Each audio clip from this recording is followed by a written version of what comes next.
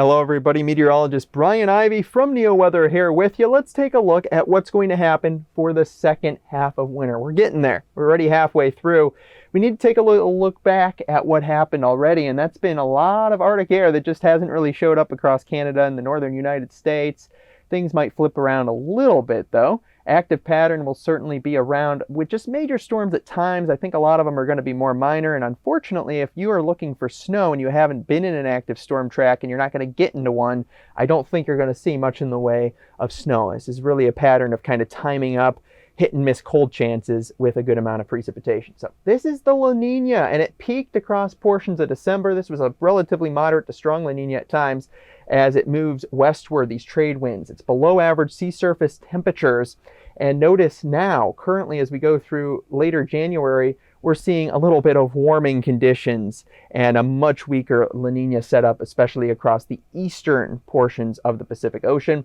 This has been the 500 millibar pattern, or around 18,000 feet aloft. It really controls kind of where our troughs and our ridges are.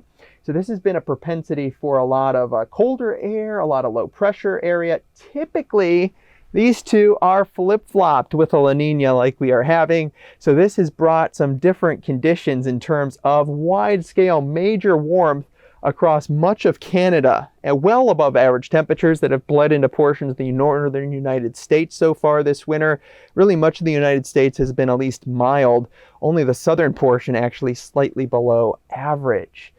Temperatures and snowfall have both definitely had an impact from that pattern. Below average snowfall here in the Browns, and well below average across the western Great Lakes and right along the Canadian border areas.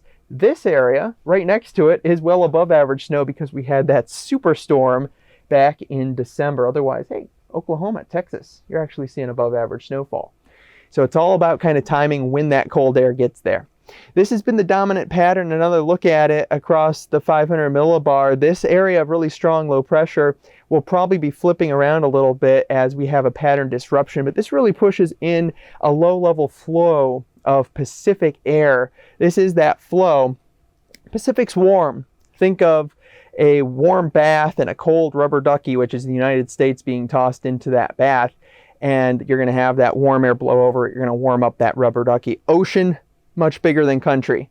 So it's all relative when you think about it in the earth, but this pattern has kind of just brought that flow right in. So we're going to see this switch happen where we have cold air start to migrate a little bit more towards the south, better blocking here, better blocking here. That should push in some cold air at times as we go into the central and eastern U.S.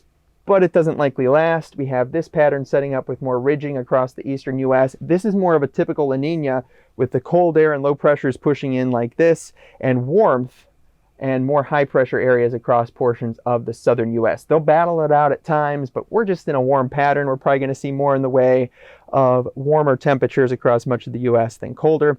But this does try eventually at times to come in across the northern United States and much of Canada and make things colder.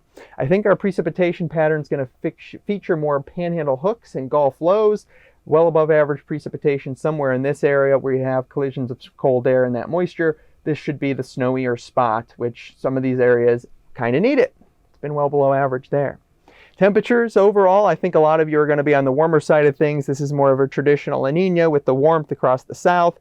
Decently above average temperatures at times across much of the central and eastern United States, and then the cold air back across portions of the Pacific Northwest and northern plains. Hopefully you found this video to be informative. As always, here at NeoWeather, we help many different industries with detailed and specific forecasts customized to your location with impacts in mind. Thanks for watching and take care.